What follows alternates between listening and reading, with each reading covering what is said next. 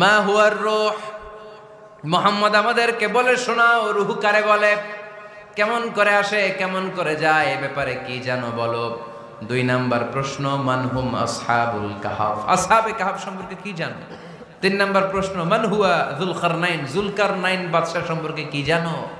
আল্লাহর হাবিব সাল্লাল্লাহু আলাইহি ওয়াসাল্লাম বললেন, গাদান উজিবুকুম, আগামীকাল বলে দেব। কি বললেন? সবাই বলেন উত্তরে কি বললেন? আগামীকাল বলে দেব।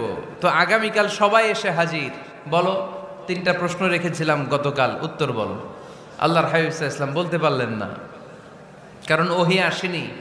তিনি ছিলেন ওহী নির্ভর, ডিপেন্ডেন্ট অন ওয়াহি, dependent on revelation, guided by the ওয়াহি।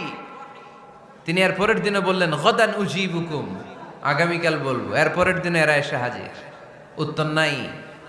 আল্লাহর হাবিব সাল্লাল্লাহু আলাইহি ওয়াসাল্লাম আবারও বললেন, গাদান উজিবুকুম, আগামী